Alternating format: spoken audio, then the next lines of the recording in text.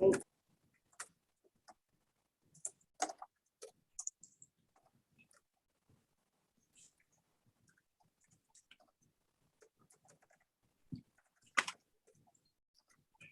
We have 4 members right now. We need at least 1 more to join.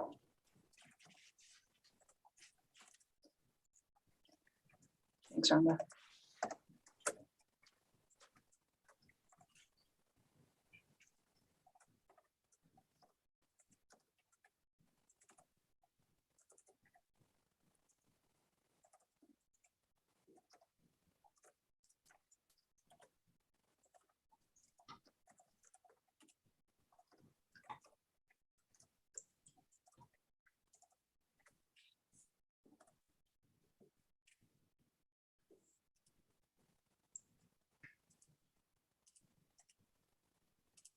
Okay, we have Tiffany joining, so that would be our 5th member. So whenever you want to get started. Thank you, Rhonda. Good morning, everyone. My name is Shane Daly. I'm chairing the TAC meeting this morning, and welcome everybody. Happy New Year, 2022. Still experiencing COVID. Wow, you know, what do you say to that? But Happy New Year, you guys. Really, we're meeting together this morning here in Flagstaff. It's a wonderful, kind of a warmer winter day, but we've got a lot of sunshine and just enjoying it. So call the meeting to order officially. It's 10:01. And right before we get into roll call, I recall last meeting we set the stage for some new representatives from the county to be joining us. And so I don't know if we have, Rhonda, you said we have Tiffany with us. Tiffany, if you'd like to introduce yourself, I think you're alternate to Kim Musselman, is that correct? It's the opposite. It's the opposite. Opposite. You know what? You know what? And Heather was kind enough to send me a text to tell me just that. And so thanks, Heather. So Tiffany, can you just quickly introduce yourself to us and welcome aboard? Absolutely. Can you all hear me okay? Perfect. Well, good morning, everyone. My name is Tiffany Kerr. Tiffany Kerr Yunshe, Kia Ani Nisha, Filagana Beshishchi, Eshihi Beshchi, Filagana Beshinele. Good morning, everyone. I'm Tiffany Kerr. I just introduced myself formally in Navajo. I'm half Navajo and I'm from Guanajuato, Arizona on the Navajo Nation, but I grew up and was raised at the Grand Canyon National Park, and I work with Coconino County Health and Human Services, and I serve as our program manager for the newly developed Health Disparities Program here with Coconino County. So I'm super excited to be with you all today, and I'm happy to be part of this amazing group of TAC members. Tiffany, we're happy to have you. Happy New Year, and thanks for joining us and lending us your talent and expertise and anything else you have to offer. Beautiful smile. I think it's all welcome. Thank you very much. Thank you. Nice to meet everybody. So let's get into roll call, and I'll turn that over to Rhonda. Thank you. Thank you, Chair and members of the TAC. Coconino County, Tiffany Kerr. Present. Coconino County Citizen Representative Jillian Thomas. Present. City of Flagstaff, Shane Dilly. Present. City of Flagstaff Citizen Representative is currently vacant. Metro Plan, Dave Wessel. I'm here. Happy New Year, everybody. Thanks. NAU, Aaron Stom. Here, good morning. Good morning. NAU, Maylee Acosta. She's the student representative and she is excused. CCC, Kurt Stoll. Good morning, everybody. Present. Thank you. And our economic development representative, Gail Jackson. Here. Thank you. And I will turn it back to you, Chairman. Thank you, Rhonda. Kim Musselman, are you with us?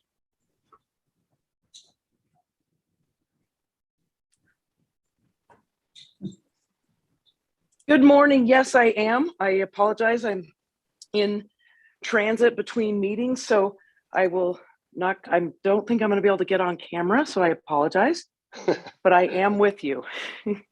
Thank you, Kim. Appreciate you too. And I understand you're alternate to Tiffany, but thank you for being able to join us this morning as well.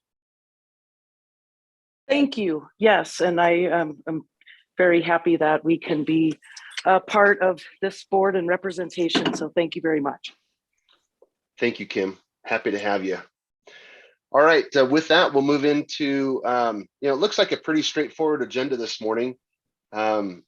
So with that, we'll move into our safety minute by Sam. Sam, are you here? I am. Thank you, Mr. Chair, and members of the Transit Advisory Committee. Can everyone hear me okay? Yes, I can. So January's Safety Minute is entitled Health is Everything. While many people believe we are healthier than ever before because life expectancies are at an all-time high, the quantity of years lived does not exactly equal quality of health. With improvements in medicine and a great understanding of the human body, there should be lower cases of disease and sickness, but this is not the case. A few alarming disease statistics in the United States are more than 36% of Americans are considered obese, per the CDC.gov. 29 million people in the United States have diabetes, and another 89 million are considered pre-diabetic. Heart disease is the leading cause of death in the US. There is an average of 735,000 heart attacks each year, and cancer claims an average of 1,630 lives every single day. There are many different things you should or could be doing to improve your health and reduce your chance of disease. Here are a few. Get more sleep. Stop using tobacco or alcohol in excess. Eat less fast food or processed foods. Choose whole grains, vegetables, and lean cuts of meat if you do eat meat. Stop drinking sugar-filled drinks and choose water instead. Stress less. Eliminate the stressors in your life and find productive ways to cope with them. And most of all, get active. Our bodies are not built to sit around. These are just a few basic things we can all do to live a healthier life. Thank you, and welcome to the Mountain Line Transit Advisory Committee meeting. Words of wisdom, Sam. Thank you very much. Appreciate it. Thank you.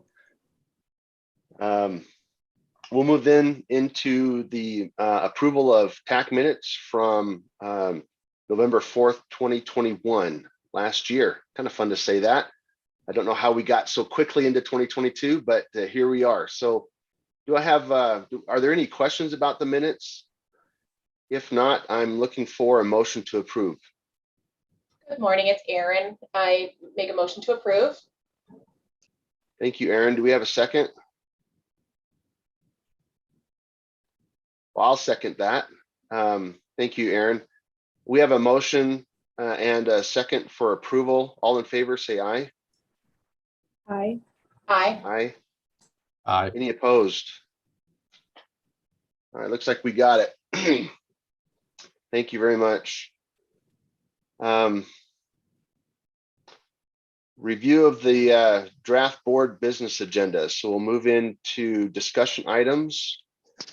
Item number 1 is the election of a vice chair for the board of directors. Looks pretty much like housekeeping. Who's got this one? Is this you, Heather?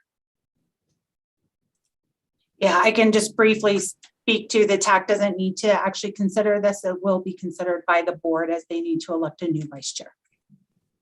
Great. Can you remind us of what the terms are and stuff? I will look to Rhonda to help me out with that, but I believe we elect these annually. Okay.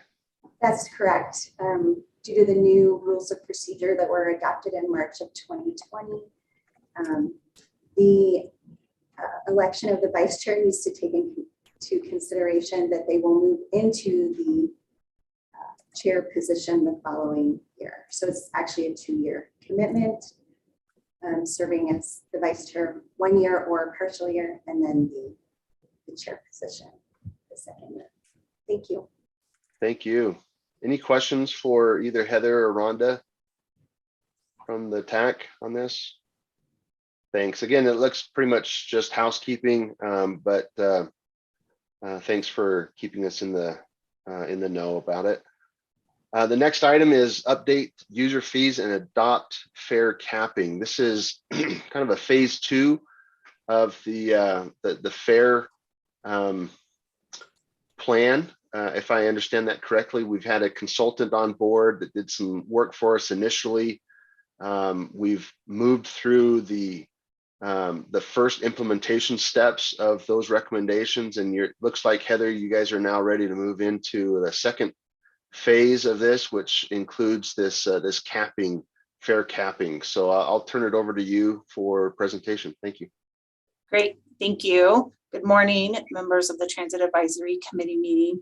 As you can see in the staff report, there's some history of the fare strategy study, as Chair Dilly just referenced. We had completed quite a while back a fare strategy study that gave us some steps that we have already implemented, and that includes mobile ticketing, that included the stop of selling passes on the bus, and we have implemented all of the things that we could during COVID. We did put off this consideration of fare capping and some fare updates for our bulk pass programs. We're now ready to reconsider some of those things. And so today what's being presented is really about the fare capping. That fare capping, if approved by the board, would then update our user fees. So that's why they are connected. Fares are part of the user fees that the board adopts. Next slide, please. So for anyone that's not familiar with the term fare capping, it is really a measurement that allows us to track a user's fare payments to ensure they have the benefit of those discounted period passes. So the way our fare system works today, you have to buy a day pass on your first trip, or you have to buy a monthly pass, 30-day pass, sorry, and start using it on day 1 with that prepayment in advance. Fare capping would allow people to pay as they go. It would track their usage and then give them the equivalent value of a day pass. So for example, if I have ridden twice today, when I ride the third time, I'm not going to pay a one-way fare. The system's going to know that I've already paid the value of the day pass and I won't be charged for that third trip. And then that is how it rolls out into our period pass as well. It's all done in the technology side. So it will require passengers to use either a pass or a mobile ticketing solution in order to access fare capping. But fare capping is really a measure to ensure that everyone has access to that reduced pass rate when they are riding on a regular basis. Fare capping is something that's being adopted across the industry, really as part of our efforts to be fair and equitable to all riders, no matter their income or their background. And of course, our recommendation, as laid out in the staff report, is to modify our fare system to add fare capping for both day passes and period passes. I will quickly note, we are not suggesting that we add the fare capping to either our student pass programs for K through 12 or college students, or to our eco-pass and residential passes, because their fare structure is significantly different than our period passes and how they're already discounted and set up. Next slide. I did include some of the benefits in the staff report. The real trigger is this access to reduced fare for all of our riders. It will reduce cash fares. As I said, the passenger will have to have either a pass card or a mobile ticketing solution to access fare capping, which ultimately reduces cash fares and has all the benefits associated with cash fares, like reducing dwell time. When a passenger is fumbling for their fare, the bus is waiting at the stop longer. If we can move somebody off of cash fare, we anticipate that it will allow that bus to not spend so much time at each stop.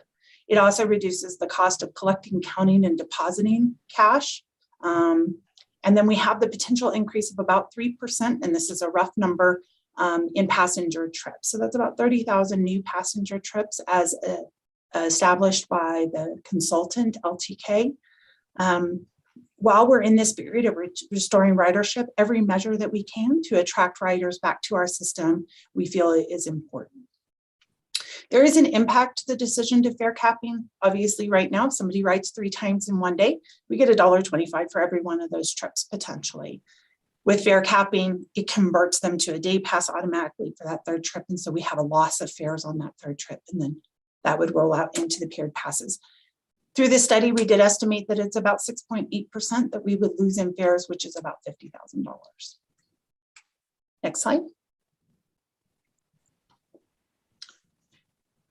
So ultimately, we're asking the board to adopt this. It would be effective July 1st of 2022, which is our fiscal year 2023. So we'll be able to account for that loss of fares in our budget. I will just add that the loss of fares is not concerning to us because we are able to offset it through improved dwell time, reduced cost for cash handling in the bus and in the office.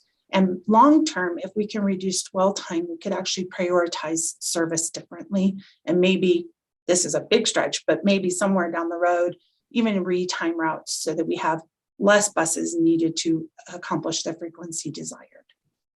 So that's my very brief presentation on fare capping for the board of directors. And I would welcome any feedback from this committee.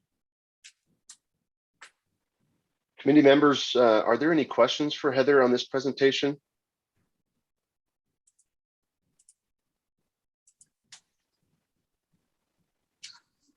Okay, Heather, I have a couple. Let me get back to Heather. Did you just smile? Oh. Smile. Before I get into my questions, I see Gillian has some questions. Thank you, Gillian. Thank you. Good morning. Good morning. Heather, how does this work if people do a trip that requires 2 buses, you know, to maybe get from Leaside up to Snowball? They need a bus change in town. How does that work? So the system is all interconnected. So the system that we use to track passes and accept payments is all connected to the back office through cellular connections. And mobile ticketing is obviously connected to a back office as well. And it is all controlled in that back office. So it's all done by the technology. That's why it really requires a user to adopt either a pass or mobile ticketing to accomplish it. We cannot accomplish this for our cash paying customers. Thank you. And I will just add, because this has been a concern for us in the past, is we have a, I'm going to get the terminology wrong, but we have a stored value pass, meaning someone can buy $5 of ticket at a time. They do not have to buy $34 of ticketing at a time. So they could buy the $5 and put it on their pass or in their mobile ticketing, which allows them to then really build into this fare capping solution without a large investment upfront. They will have to have some sort of investment. Thank you. Yep. Thanks, Gillian. Is there any other questions for Heather from the team? Okay. Hey, Heather, just quick. Is this capping is meant for all ridership? Correct. All riders who wish to achieve using a day pass or a period pass. This would not affect riders who are under the U-Pass program, if it's ever implemented, the Eco Pass program, or our student passes. Okay. So in essence, are we just changing our fee? It's not really changing our fee. Our one-way fee stays the same. Our fee for a day pass stays the same. It just allows them to pay as they go. Okay. So are we doing away with cash then? No. We will still accept cash. Okay. They just won't have access to fare capping if they remain a cash paying customer. And they can still buy passes in advance as well. And what is the process for getting a pass? What does somebody need to do to get a pass?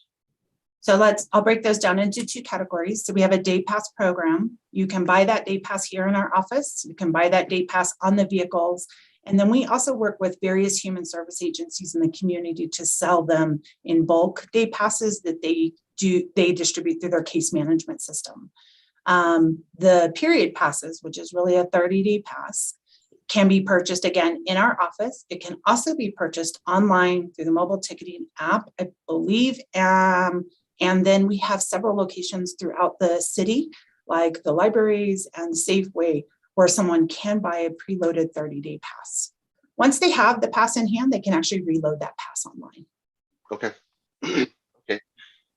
And I know that you said that you're not really concerned about the reduction in fare because you see that there are offsets and benefits to going with this capping program. Have you guys, I know that you, in the staff report, it says that some of the things just really can't be quantified right now, like what'd you call it? The delay time of buses. I don't know, you used a different term. I use dwell, but it's the time a bus spends at a bus stop. Yes. Got it. So your dwell times, that's really hard to quantify, but you know that there's going to be savings there. The less cash that's used, the faster the bus is going to get loaded and the faster it can get on the road again. So that makes sense. But are there other things that could be quantified? And I'm wondering if you guys have taken a step to try to quantify those things, like the bank fees. Yes. You know, the admin time on the back end for the accountants, things like that.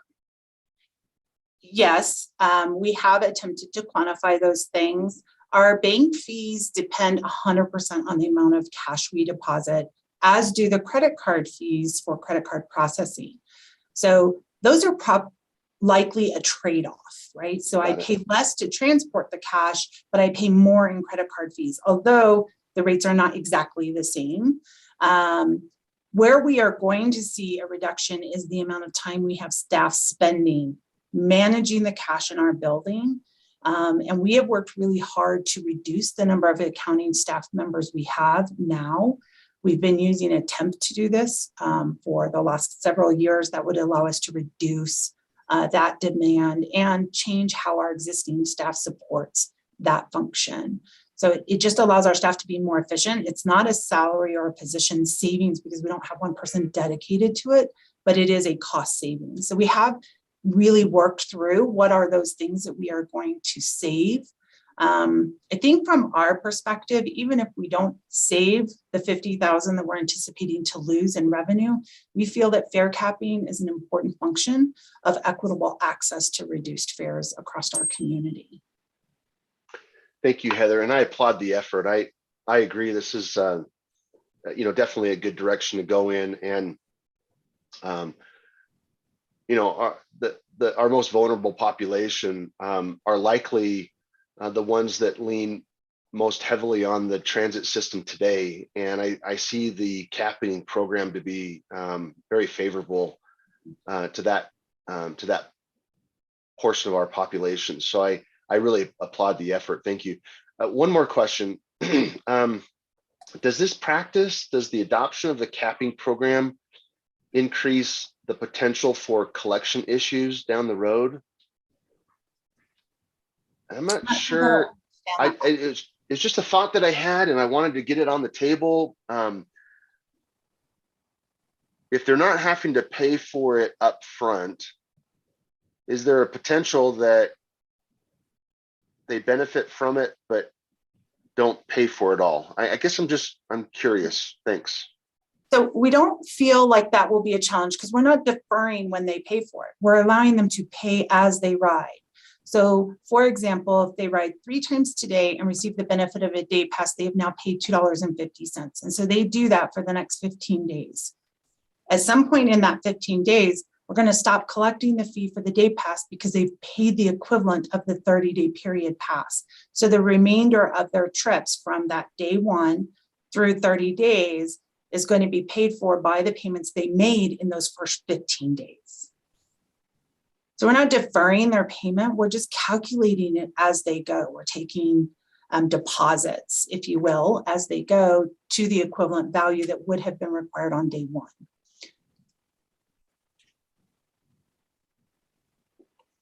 And there's a lot of technology that goes into that calculation behind I'd the imagine. I'd imagine. Yes.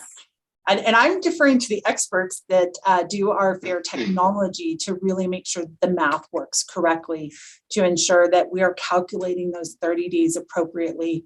And we aren't saying, well, they didn't ride for 5 days, and so now we're gonna pick up and start over on that 10th day or whatever it might be, or give them 36 days instead of 30 days. We're really counting on the technology that is proven and is working in the industry to make this solution possible. Great. Okay. All right. So maybe more to come, huh? I mean, you implement a new program. There's always going to be, things we learn along the way, and potentially more discussion on it. So did I understand that correctly? Yes, there will be more discussion. Mm-hmm. Thanks, Heather. And I appreciate the team allowing me to get a couple of questions out there. Are you looking for any action from the TAC this morning on this, Heather? No, we don't typically seek action. We take your feedback. We share that in our presentation to the board, but ultimately the board makes the decision to adopt fair capping and allow us to update the user fee. Thank you, Heather. Any points or comments that you want to share with Heather that need to percolate up to the board and part of their discussion when this hits them? Mr. Chair, this is Dave Wessel. Like yourself, I support the action and all the comments you made in support of it. So, thank you. Thank you, Dave.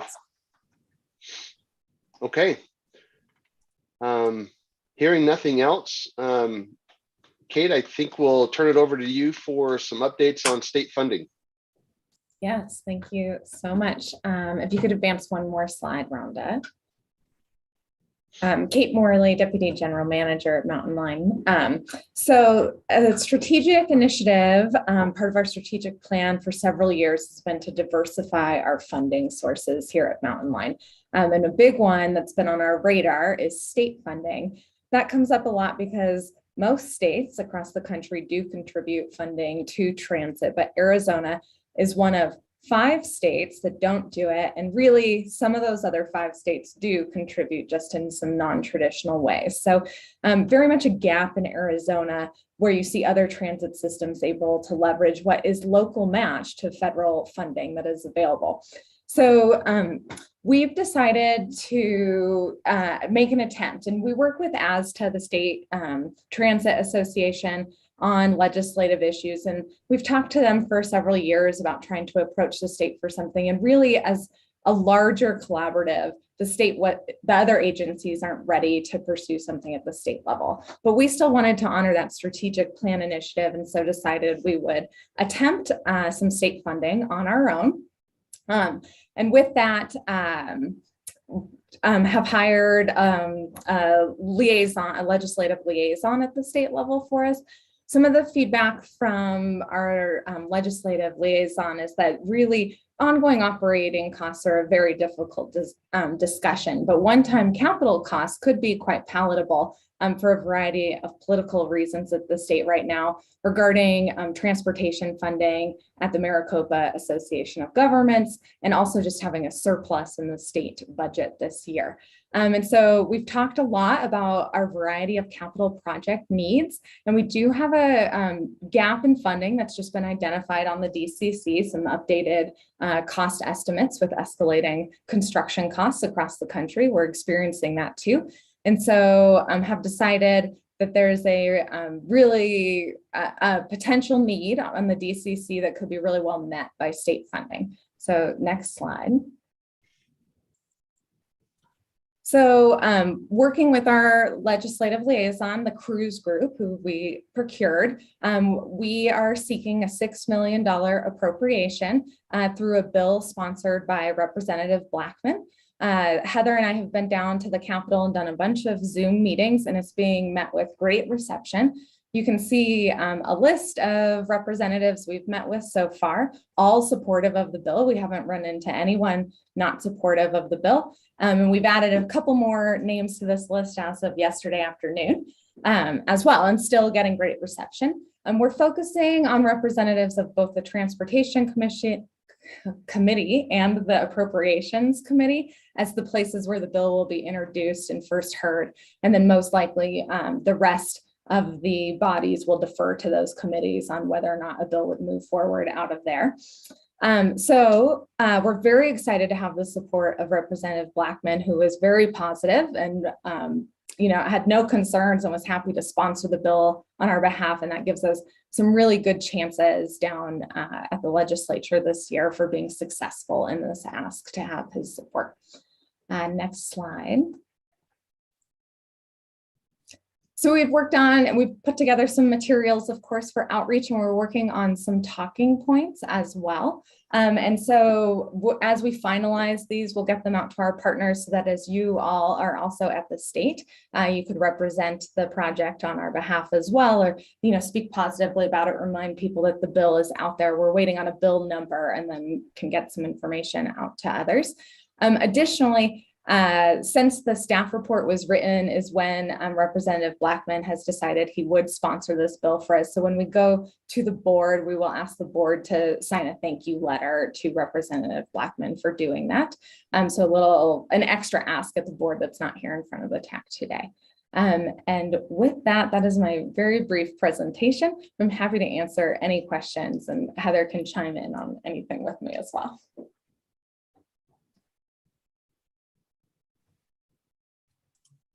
I do not have anything to add. Thank you, Kate.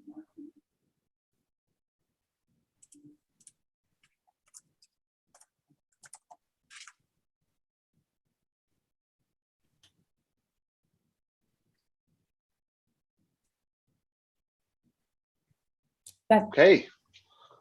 Any feedback from the TAC to either Heather or Kate on this state funding update? Hi, this is Gail. Excuse me, my voice is really bad. I just wanted to say this is awesome. Congratulations to the NAPTA team for moving this forward. I did have a question about, you had mentioned Arizona is one of 5 states that does not contribute towards transportation, but some other states do things in different ways. I'm curious what those other ways that other states support transit are. Can you share that? Yeah, so an example is Utah, which is technically considered one of the 5 states that doesn't have transit funding. However, Utah actually does a ton of transit projects with the DOT does them themselves. So they've got some BRT systems. I believe they've got a little light rail up by Salt Lake City. So they're not, I think the difference is that the state is doing a lot of them on their own and not passing money through to transit systems or communities they're actually implementing. Heather, if you have anything to add, feel free. I don't. Thank you, Kate. Thanks, Kate. I guess I'll just add, Kate, this is very exciting. Has there been an effort to coordinate this state legislative effort with like the county and the city so that we can use our voice there at the state legislature to support this effort? Not yet, but that's the package of materials we're presenting. Once we get a bill, we're waiting on a bill number, and I think it'll be easier once there's a bill number to talk about. But yeah, then we will definitely reach out to partners and probably speak at the Alliance next week to partners as well and answer any questions. Great. That's awesome. I appreciate that, and I have every reason to believe that your partners here in the region are going to jump on board with this and help support it at the legislature. Makes a lot of sense. And we're all experiencing these cost inflations for these projects, so totally understand the need. Okay. That said, I think we are down to progress reports. Is that correct, Heather? That's correct. Are there any progress reports that the that the TAC feels needs some specific discussion. I know, Heather, you're going to jump in down at the bottom on current events, maybe delegation of authority. I'm not sure, but are there any of these reports that need to be touched on today by the TAC?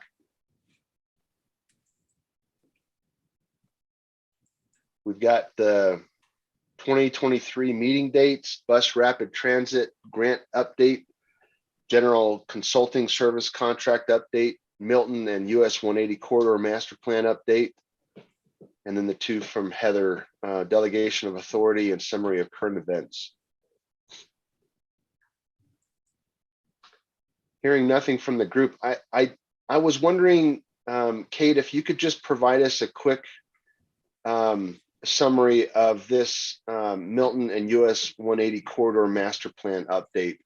I think there's still kind of a resolution question on the table. Is that correct? And I know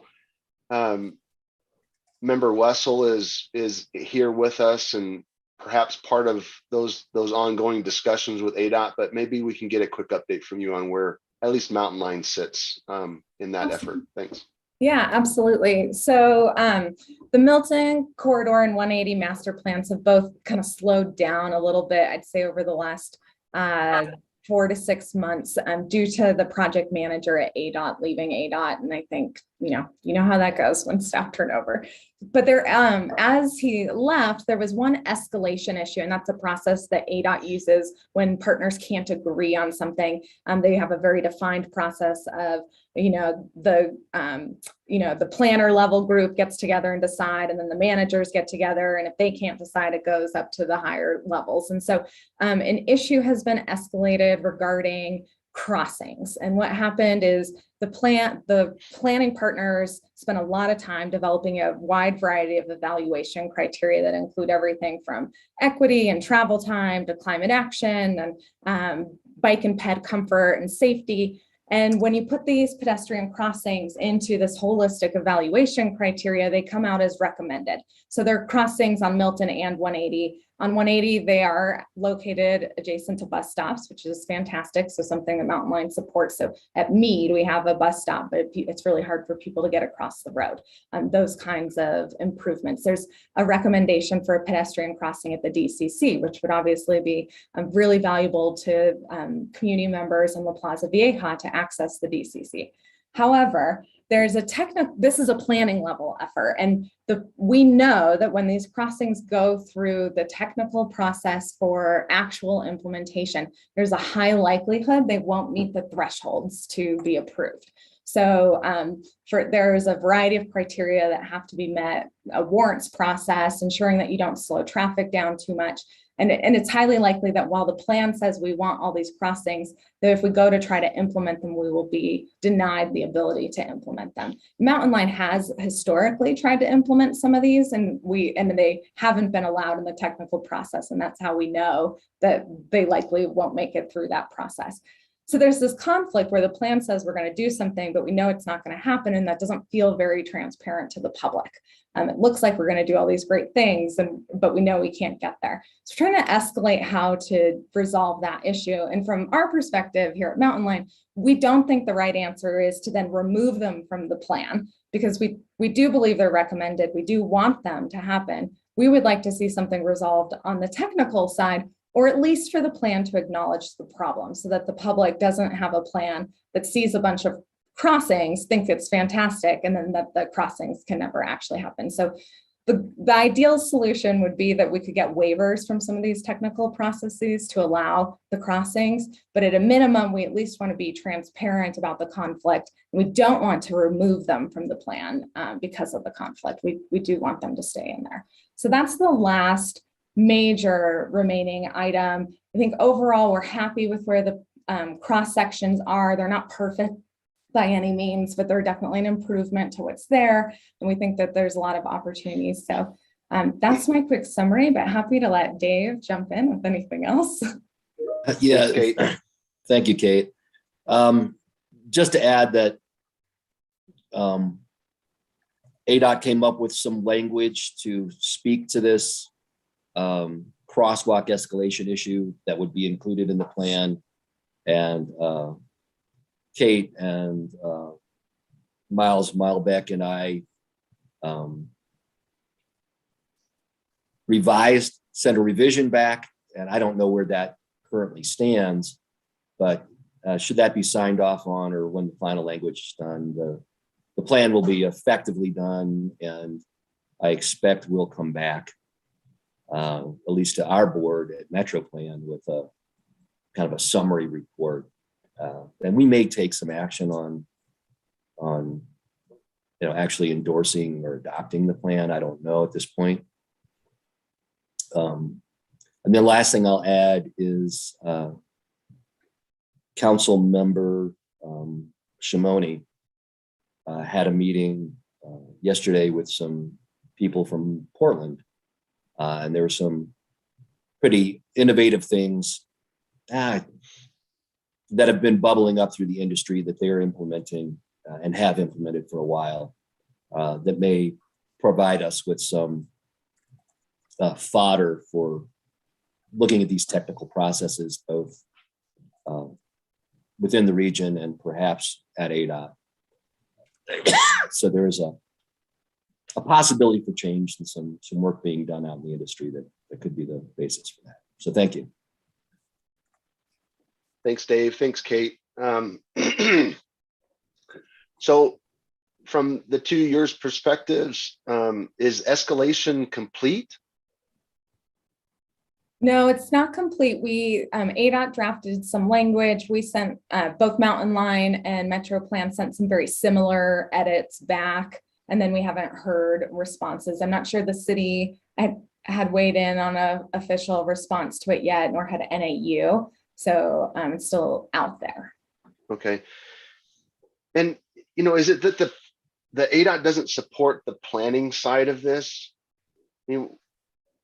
There's been a lot of time and effort and money spent on the master plan, from the cross-section standpoint, from the crosswalk issue. The plan is in place. It shows things happening.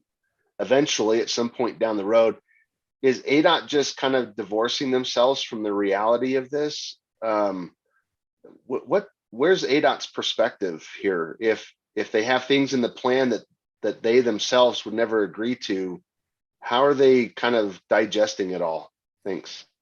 Yeah, I think that's the challenge, right? I think where the escalation language is proposed is in the realm of keeping the crossings in and putting something very transparent up in the executive summary that would say, while these are recommended, there is a technical process that may mean they can't be implemented. So I think we're headed down that road. It's just, what exactly does that language say? Okay. All right. Well, thanks for spending a couple of minutes on it. I appreciate it, Kate. And thank you, Dave, for your interjection as well. Heather, I think I'll turn the time over to you to walk through a couple of your stuff, your items here under progress reports. Thanks.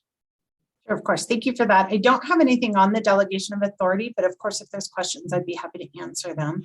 I'd like to highlight a couple of things from current events and then make sure there were no questions on other items. I want to clarify that while we were ready to provide New Year's Eve service, we did cancel that plan when the pine cone drop was canceled.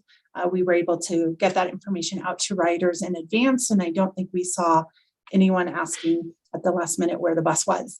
We did offer free fare for all passengers that day, as has been our tradition for several years.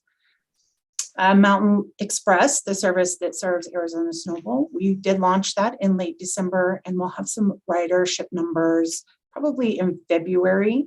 The service actually runs on holidays and weekends through the end of February. We launched in December. Did I say February? We launched in December. I'm sorry.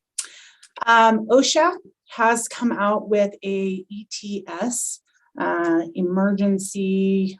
Sorry, I've lost the full definition of that precise word. Temporary standard. Thank you. the temporary standard. And we have a policy and we are ready to go as required. We, of course, like so many, are waiting for outcomes of today's Supreme Court hearings, which I don't think have come out yet. We have adopted the philosophy of allowing employees to continue to choose. So our policy is called an employee choice policy. It is built from templates and information from OSHA itself. The employee will be allowed to choose whether they wish to provide proof of full vaccination as defined by CDC, or provide weekly COVID-19 testing results.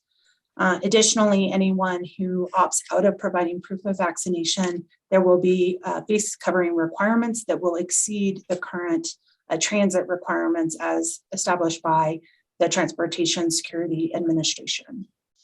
We are pretty fortunate in that about 80% of our employees have already reported full vaccination.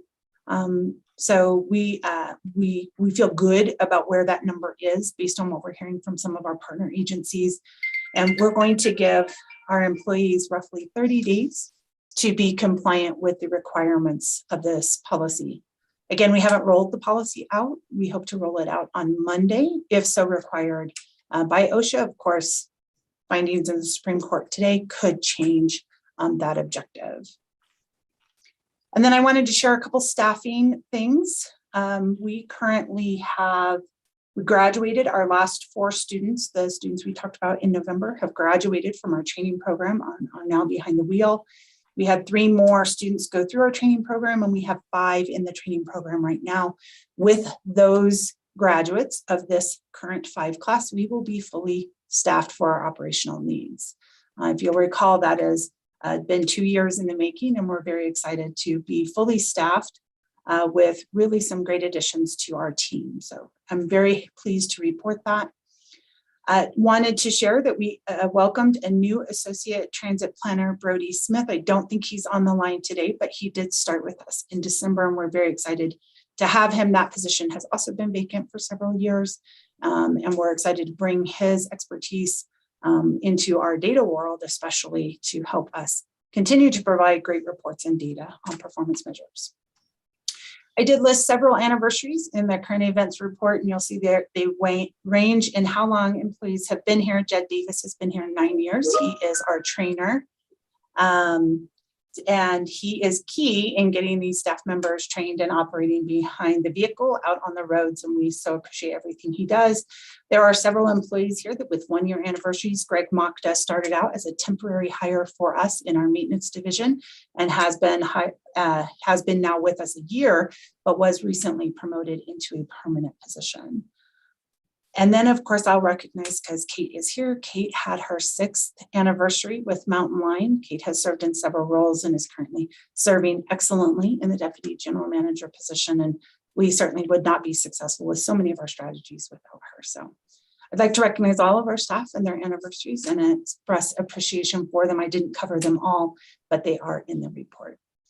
With that, that's everything I had to share. But again, I'd be happy to answer any questions, whether on the delegation of authority or other items listed in the current events. Heather, I wonder, under current events, I wonder if we might have Kate just over a couple of minutes provide a quick update on the DCC project. Is that possible?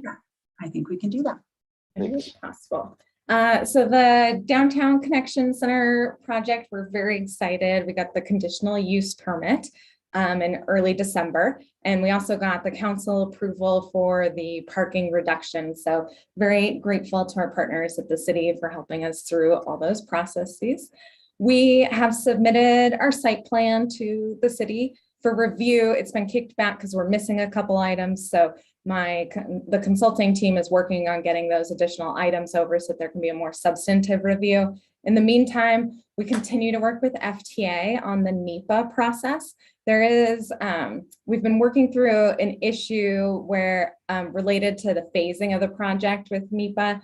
And so have come to a resolution about how to proceed. So we're hoping to really get that ramped back up and done as quickly as possible so we can get our IGA and then get the demo of that building and really get started on the project. So I'm pushing hard still to break ground, in June. We'll see if we can pull that off. that would require our NEPA being done, I think, by April. So we can get an IGA in place in May and then move forward with there. So that's the goal. Obviously, as I mentioned before, we are expecting to be about $6 million over budget right now. Not overly, it is a lot of money, so we are concerned.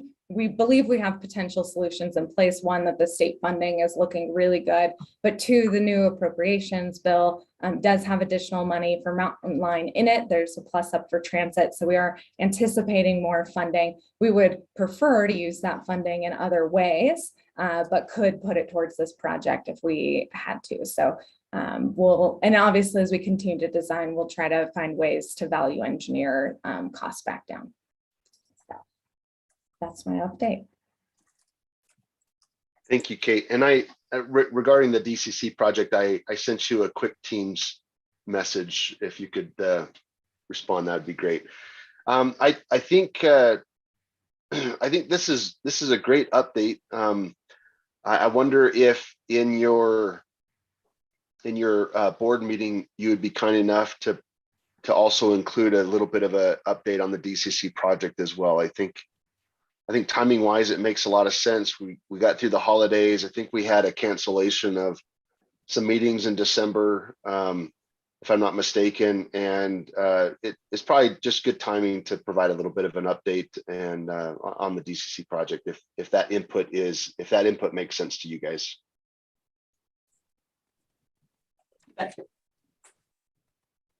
Thanks, Shane. Yeah. If there's no other questions on the progress reports, we're down to item 6, schedule next meeting date, and identify agenda items. Is that you, Heather?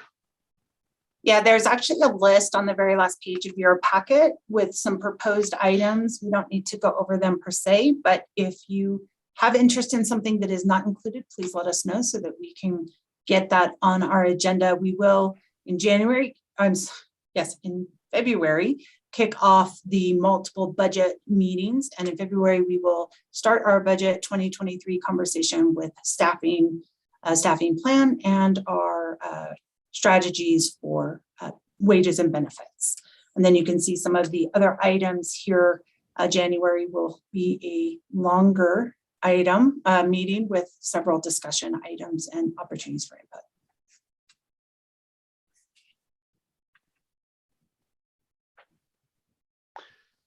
When's our next joint meeting with the board? Our joint meetings are held in May and again in October. So in May, we will have an update that will be the full budget in detail, as well as I think at that time we'll start talking about service planning and scenarios as adopted in the Flagstaff in Motion plan. Looking at Kate to confirm if that's correct. Thanks for the slide identifying that our next meeting is February 3rd. I will note, Heather, that February 3rd and 4th are the city is holding its one of two significant budget retreats with the city council, and so those are multi-day retreats. So I may need to have Aaron step in on that particular day if Aaron, you're available, but I think I'll probably be occupied in that budget retreat. Shane, I think I'll ask Rhonda to confirm, but I think we've already scheduled Dave Wessel as vice chair to cover that meeting. I'm sorry. Thank you, Dave. You're awesome. I'm so sorry. Well, thanks for the reminder that I'm vice chair. I appreciate that. I'm glad you're vice chair. Thank you for absolving me from I've enjoyed my time, but I'm really good taking a back seat. Thanks, Dave. I was just thinking gracious thoughts about you, Aaron, and how generous you've been in stepping up as vice chair. It's like, oh. If both Shane and Dave ever have to be out, I can be the backup hitter. You've been such a wonderful go-to, Aaron. I appreciate that, and I apologize for overlooking that, You're Dave. Totally Thank you so fine. much. Totally fine. Mr. Chair. Yes. Since we're on this topic, and I'll follow up with Heather and or Kate. the Metro Plan, Regional Transportation Plan, now branded as Stride Forward. That'll be hitting the news here in a couple weeks. This might be timely for an update to this group. Possibly, March might work as well, but I'll get back to you on that. Thank you, Dave. Are there any other adds to the agenda for February 3rd? I'm sure that the opportunity to add continues to be open to the group as we approach that meeting date. So if you have any items that you want to throw onto this, please make sure you get with Heather or Rhonda, and we'll make that happen. At that, Heather, I think unless there's something else that we need to discuss, I'm looking for a head nod, or we're good. Okay. Members of the TAC, really appreciate your time this morning, your dedication to Mountain Line, and offering the benefit of your expertise in reviewing this material that's going to go in front of the board. Thank you very much for your efforts. That said, I think I'll go ahead and adjourn the meeting. Thank you, Shane. Thanks, everybody.